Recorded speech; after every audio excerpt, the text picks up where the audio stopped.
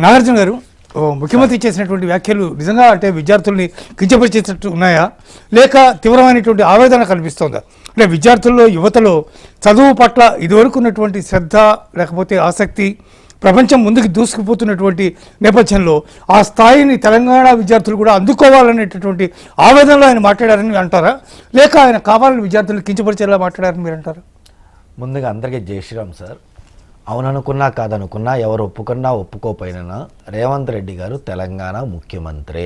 అది మేము రికగ్నైజ్ చేయాల్సిన అవసరం లేదు, బీఆర్ఎస్ అవసరం లేదు, ఇంకొకరు అవసరం లేదు. తెలంగాణ ప్రజలు ఆయనకి 5 సంవత్సరాలు మీరు ముఖ్యమంత్రిగా ఉండాలని చెప్పి పట్టం కట్టారు. అవునన్నా కాదన్నా ఆయన 5 సంవత్సరాలు ముఖ్యమంత్రిగా ఉండాలి. ఆయన చంద్రబాబు నాయుడు శిష్యుడా, ఇంకొకరు శిష్యుడు అంటే కేసీఆర్ కూడా ఒకరి శిష్యుడే, అది మనం చెప్పుకోవాలి. సో అలాంటి పర్సనల్ వ్యాఖ్యలు అవసరం లేదు. ఇప్పుడు రేవంత్ రెడ్డి గారు చేసిన వ్యాఖ్యల మీద మనం స్పందిద్దామండి. ఆయన ఎవరు శిష్యుడు అంటే రేవంత్ రెడ్డి గారు ఎవరు శిష్యుడో లేదా చంద్రబాబు నాయుడు గారి దగ్గర ఇంకెవరెవరు పనిచేశారో మనందరికి తెలుసు కదా. ఆ చరిత్ర మళ్ళీ ఆ చరిత్ర మనం అలాగే ఈ బీఆర్ఎస్ ఎమ్మెల్యే, మాజీ ఎమ్మెల్యే ఒకరు చనిపోయారు సార్, చాలా బాధాకరం. భారతీయ జనతా పార్టీ తరఫున వాళ్ళ కుటుంబానికి మేము సంతాపం తెలుపుతాను. పార్టీలకు అతీతంగా మనం దాన్ని గౌరవించుకోవాలి. నెక్స్ట్, ముఖ్యమంత్రి గారు చేసిన వ్యాఖ్యలు, దాంతోపాటు ఆయన ఏదైతే కొంతమంది టీచర్ని సెలెక్ట్ చేసి ఫారిన్ పంపించారో, అక్కడికి పంపించిన తర్వాత వచ్చిన తర్వాత వాళ్ళతో వీళ్ళు ముచ్చరించడం వరకు, అంటే మన పార్టీలకు అతీతంగా కొన్ని బెస్ట్ ప్రాక్టీస్ ఎవరన్నా చేస్తే దాన్ని డెఫినెట్గా స్వాగతించాలి. పక్క రాష్ట్రంలోని ఏపీలో కూడా నారా లోకేష్ గారు కూడా కొంతమంది టీచర్ని సెలెక్ట్ చేసి సింగపూర్ పంపించారు. ఆయన కూడా వచ్చిన టీచర్స్తో మాట్లాడి ఏం చేస్తే బాగుండు, పక్క దేశాల విద్యా వ్యవస్థ ఎలా ఉంది, మన దేశంలో విద్యా వ్యవస్థ ఎలా ఉంది, మనం కంపేర్ చేసుకోవాలి. మనం ఏమైనా వెనకబడితే ఆ యొక్క సంస్కారాలు మన దేశంలో, మన రాష్ట్రంలో, మన దాంట్లో మనం ఇంప్లిమెంట్ చేసుకోవాలంటంలో తప్పులేదు. డెఫినెట్గా మనం ఇంప్లిమెంట్ చేసుకోవాలి. ఏ ముఖ్యమంత్రి అయినా అలాంటి మంచి పనులు చేస్తే పార్టీలకు అతీతంగా మనం స్వాగతించాలి. అలాగే విద్యా వ్యవస్థలో అనే మార్పులు అనేది ఒక రోజుతోనో, ఒక సంవత్సరంతోనో, ఒక ముఖ్యమంత్రితో పోయేది కాదు. వచ్చిన ప్రతి సంవత్సరం కానీ ప్రతి ముఖ్యమంత్రి గారు మార్పులు చేస్తూనే ఉండాలి. ఇట్స్ ఎ కంటిన్యూస్ ప్రాసెస్, అది మనం గమనించాలి. నెక్స్ట్, ఏ గురించి అంటే నిన్నగాక మొన్న వచ్చింది, మా కాంగ్రెస్ మిత్రులు మర్చిపోవాలి. అదేందో గతంలో నరేంద్ర మోడీ గారు ప్రధానమంత్రి అయిన దగ్గర నుంచి లేదు, రీసెంట్గా వచ్చింది. దాని గురించి మనం మాట్లాడాలి. ఇంకా పోతే విద్యా వ్యవస్థ గురించి మన ముఖ్యమంత్రి గారు మాట్లాడారు. బహుశా ముఖ్యమంత్రి గారు పార్టీ పనులు చూసుకుంటున్నారు, అలాగే హోంశాఖ తీసుకుంటున్నారు, అలాగే మున్సిపల్ శాఖ, అలాగే విద్యాశాఖ, ఇన్ని శాఖలు చూసుకుంటున్నారు. కాబట్టి ఆయన సరిగ్గా పనిచేయట్లేదని చెప్పి వాళ్ళ అధిష్టానమే ఈరోజు మీరు పేపర్లో కూడా చదివారు. పార్టీ వ్యవహారాలు ఏమున్నా మా దృష్టికి తీసుకురండి, 40-45 రోజులకు ఒకసారి మనం కలుద్దాం, మీరు డైరెక్ట్గా డెసిషన్ తీసుకోవద్దు అని చెప్పారు. అంటే ఆయనకున్న 4-5 వర్కుల్లో ఒక వర్క్ ఆల్రెడీ గుంజేశారు, ఇంకా 3 వర్కులు ఉన్నాయి. 3 వర్కులు ఉన్నప్పుడు ఒక ముఖ్యమంత్రిగా ఒక బాధ్యతారహితమైన పోస్టులో మీరు ఉన్నప్పుడు మీరు మాట్లాడే ప్రతి మాట, ప్రతి ఒక్కటి ప్రజలు కానీ సమాజం కానీ ఎవ్రీథింగ్ చెక్ చేసుకుంటూ ఉంటారు. మీకు మన విద్యా వ్యవస్థలో మార్పులు రావాలని ఉంటే తప్పులేదు, మీరు రికమెండ్ చేయండి, మంచి మంచి బెస్ట్ ప్రాక్టీస్ తీసుకురండి, దానికి తప్పులేదు. అలా అని చెప్పి మన స్టూడెంట్స్ని కానీ, మన తెలంగాణ ప్రజలను కానీ, మన తెలుగు ప్రజలను కానీ కించపరుస్తూ మాట్లాడే అధికారం మీకు ఇవ్వలేదు. అదైతే భారతీయ జనతా పార్టీ తీవ్రంగా ఖండిస్తుంది. మార్పులు కావాలా, డెఫినెట్గా మార్పులు తీసుకురండి. ఈరోజు మా నరేంద్ర మోడీ గారు కూడా నిన్న కూడా ఒక సెల్ఫీ వీడియో రిలీజ్ చేశారు. డెఫినెట్గా విద్యా వ్యవస్థలో సంస్కరణలు తీసుకురావాలి, పరీక్షా పేపర్ లీకేజ్ విషయంలో మనం కఠినంగా ఉండాలి, పార్టీలకు అతీతంగా కఠినంగా ఉండాలని చెప్పి మేము మార్పులు తీసుకొస్తున్నాం.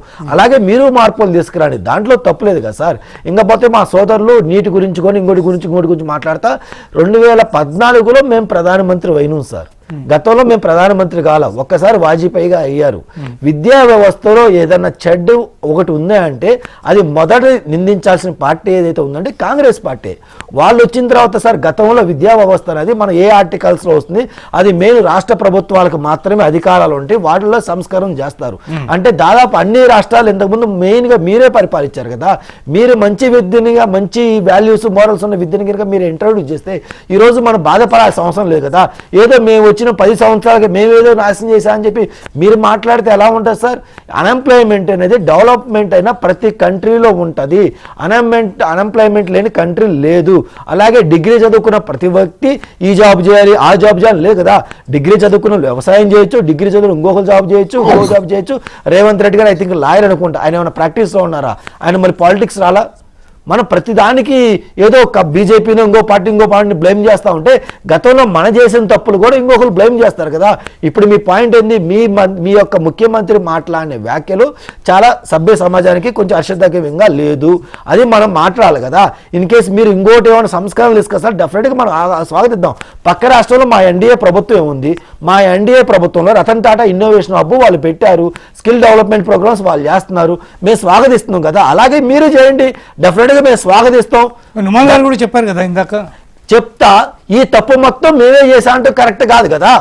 ఈ తప్పు మొత్తం మేమే చేసామంటే కరెక్ట్ కాదు. గతంలో కాంగ్రెస్ ప్రభుత్వం కొన్ని సంవత్సరాలు పరిపాలించింది కదా, మరి మీరు ఎందుకు తీసుకురాలా? మీరే కదా ఈ బుక్స్ మొత్తం రాసింది, ఈ చదువు మొత్తం కానీ జయంగిరి XYZ ఎవ్రీథింగ్ మీరేగా రాసింది, మేం కాదుగా రాసింది.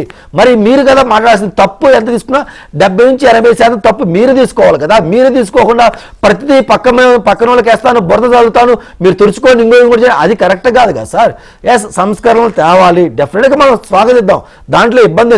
సోదరులు చెప్పండి, ఏదో చెప్పండి. నుమాన్ గారు శ్రీనివాస్ గారు అయితే ఏకంగా ధర్మేంద్ర ప్రధాన్ బాటలో ఏదైతే రాహుల్ గాంధీ ఏదైతే డిమాండ్ చేస్తున్నారో అమిత్ షా రాజీనామా చేయాలి, ప్రధానమంత్రి రాజీనామా చేయాలి, అవన్నీ ఏదైతే చేస్తున్నారో అట్లాగే ముఖ్యమంత్రి చేసినటువంటి వ్యాఖ్యల మీద విద్యాశాఖ మంత్రిగా ఆయన కూడా ఖచ్చితంగా రాజీనామా చేయాలి దాని మీద అని చెప్పి ఆయన డిమాండ్ చేస్తున్నారు. మరియు మరోవైపు బీజేపీ నుంచి నాగార్జున గారు కూడా ఆ వ్యాఖ్యలు తీవ్రంగా ఖండిస్తూ మాట్లాడుతున్నారు. ఇంకో సూటి ప్రశ్న సార్ మా సోదరులకి, కాంగ్రెస్ పార్టీ సోదరులకి. సార్ ఒక్క నిమిషం, ఇందాక మా సోదరుల యువత 100 స్కూల్ని రేవంత్ రెడ్డి గారు స్టార్ట్ చేస్తున్నారని చెప్పేసి గత 2 సంవత్సరాలుగా ఆయన చెప్పుకుంటూ ఉంటున్నాడు. మరి ఈ యొక్క 2.5 సంవత్సరాలు 100 స్కూల్లో కనీసం 10 స్కూళ్ళన్నా కంప్లీట్ అయితే ఏ ఏరియా కంప్లీట్ అయిపోయింది, ఎంతమంది స్ట్రెంత్ ఉన్నారు, ఆ అడ్రస్ నాకు చెప్పండి, నేను రాసుకుంటా, రేపొద్దున వెళ్ళి అక్కడ నేను ఒకసారి చెక్ చేసుకొని వస్తాను.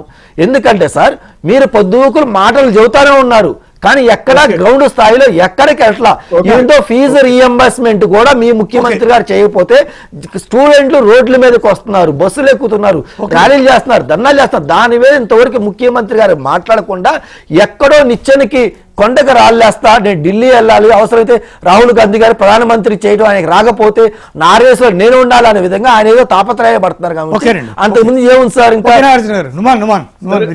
శ్రీనివాస్ గారు మాట్లాడుతూ ధర్మేంద్ర ప్రధాన్ గారు ఏ రకంగా రాజీనామా చేసి జెన్జీకి ఒత్తిడికి వచ్చారని చెప్పేసి చెప్పారు. ఆ రకంగా రేవంత్ రెడ్డి గారిని కూడా చేయమని చెప్పేసి వాళ్ళు అంటున్నారు. చెప్పాలని అడిగారు. ఎందుకు చేయాలండి? పేపర్ లీకులు కాకుండా సమర్థవంతంగా ఎగ్జామ్స్ కండక్ట్ చేస్తున్నందుకు చేయమంటారా? సోదరు ఒక విషయం అండి సార్ మీరు సార్ ఒక్క విషయం, పేపర్ లీక్ మన దగ్గర జరిగింది సార్, మీరు జరగలేదు అనకూడదు. అరే మీరు ఆగండి. పేపర్ లీక్ జరిగింది, ఇంటర్మీడియట్ పేపర్ లీక్ జరిగింది, 10th క్లాస్ పేపర్ లీక్ జరిగింది. మీరు జరగలేదని బహిరంగంగా అబద్ధాలు ఆడుతుంటే మీరు చూస్తే ఎలా ఊరుకోవాలి? అది కరెక్ట్ కాదు. పేపర్ లీక్ జరిగింది, మీరు ఓపిక మీ దగ్గరికి ఇంకా రాలేదు, ఓపిక పట్టండి. అంత తొందర ఎందుకు మీకు? మీరు సమాధానం చెప్తున్నాను నేను. వారి హయాంలో పేపర్ లీకులు జరిగి వారు జాబ్ నోటిఫికేషన్స్ ఇచ్చిన తర్వాత ఎగ్జామ్స్ కూడా కండక్ట్ చేయలేనటువంటి దౌర్భాగ్యమైన పరిస్థితి నుంచి ఈ రోజు నోటిఫికేషన్స్ ఇచ్చి ఎగ్జామ్స్ కండక్ట్ చేసి ఆఫర్ లెటర్స్ ఇచ్చినటువంటి ఘనత ముఖ్యమంత్రి శ్రీ రేవంత్ రెడ్డి గారికి, కాంగ్రెస్ ప్రభుత్వానికి చెందుతుంది.